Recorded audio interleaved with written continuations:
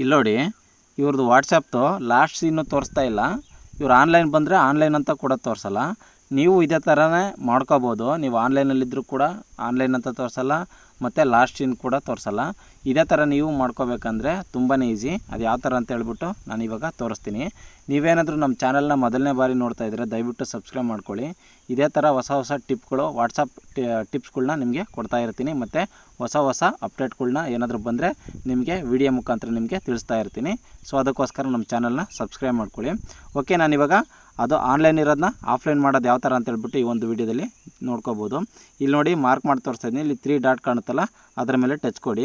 ಅದಾದಮೇಲೆ ಇಲ್ಲಿ ಸೆಟ್ಟಿಂಗ್ಸ್ ಅಂತ ಕಾಣುತ್ತಲ್ಲ, ಅದರ ಮೇಲೆ ಟಚ್ ಕೊಡಿ. ಓಕೆ, ಅದಾದಮೇಲೆ ಇಲ್ಲಿ ಪ್ರೈವಸಿ ಅಂತ ಕಾಣುತ್ತಲ್ಲ, ಅದರ ಮೇಲೆ ಟಚ್ ಕೊಡಿ.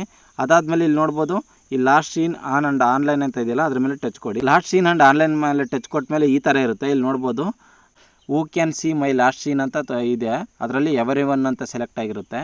ಕೆಳಗಡೆ ಇಲ್ಲಿ ನೋಡ್ಬೋದು, who can see when I am online ಅಂತ ಇರುತ್ತೆ. ಅದರಲ್ಲಿ ಎವರಿವನ್ ಕೂಡ ಸೆಲೆಕ್ಟ್ ಆಗಿರುತ್ತೆ. ಸೊ ನಿಮ್ಮದು ಲಾಸ್ಟ್ ಸೀನ್ ಯಾರೂ ನೋಡಬಾರ್ದು ಅಂದರೆ ನೀವು ಇಲ್ಲಿ ಏನು ಮಾಡಬೇಕಂದ್ರೆ, ಇಲ್ಲಿ ನೋಬಡಿ ಅಂತ ಇರುತ್ತಲ್ಲ, ಅದನ್ನು ಟಚ್ ಮಾಡ್ಕೊಳ್ಳಿ. ಇಲ್ಲಿ ನೋಡಿ, ಇಲ್ಲಿ ನೋಡ್ಬೋದು, ಇಲ್ಲಿ ನೋಬಡಿ ಅಂತ ಇದೆಯಲ್ಲ, ಅದನ್ನ ಸೆಲೆಕ್ಟ್ ಮಾಡ್ಕೊಳ್ಳಿ. ಮತ್ತು ಆನ್ಲೈನ್ ಕೂಡ ಅಷ್ಟೇ. ನೀವೇನಾದರೂ ಆನ್ಲೈನ್ ಬಂದರೆ, ವಾಟ್ಸಪ್ ಆನ್ಲೈನಿಗೆ ಬಂದರೆ ಅದನ್ನು ತೋರಿಸ್ಬಾರ್ದು ಅಂದರೆ ಇಲ್ಲಿ ನೋಡ್ಬೋದು, ಸೇಮ್ ಆ್ಯಸ್ ಲಾಸ್ಟ್ ಸೀನ್ ಅಂತ ಸೆಲೆಕ್ಟ್ ಮಾಡ್ಕೊಳ್ಳಿ. ಓಕೆ, ಇವಾಗ ನೀವು ಆನ್ಲೈನ್ ಇವೆರಡು ಸೆಟ್ಟಿಂಗ್ಸ್ನ ಮಾಡಿಕೊಂಡ್ರೆ ನೀವು ಆನ್ಲೈನ್ ಬಂದರೆ ಆನ್ಲೈನ್ ಅಂತ ತೋರಿಸೋದಿಲ್ಲ. ಬೇರೆ ನಿಮ್ಗೆ ಯಾವ ಕಾಂಟ್ಯಾಕ್ಟಲ್ಲಿ ಇರ್ತಾರೋ ಯಾವ ಇದಕ್ಕೂ ತೋರಿಸಲ್ಲ. ಅದಾದಮೇಲೆ ನೀವು ಆಫ್ಲೈನ್ ಹೋದ್ಮೇಲೆ ನಿಮ್ಮದು ಲಾಸ್ಟ್ ಟೈಮ್ ಕೂಡ ತೋರಿಸಲ್ಲ. ಈ ಒಂದು ಸೆಟ್ಟಿಂಗ್ಸ್ನ ನೀವು ಮಾಡಿಕೊಂಡ್ರೆ ಇದೊಂದು ಟ್ರಿಕ್ಸ್, ವಾಟ್ಸಪ್ನ ಟ್ರಿಕ್ಸು.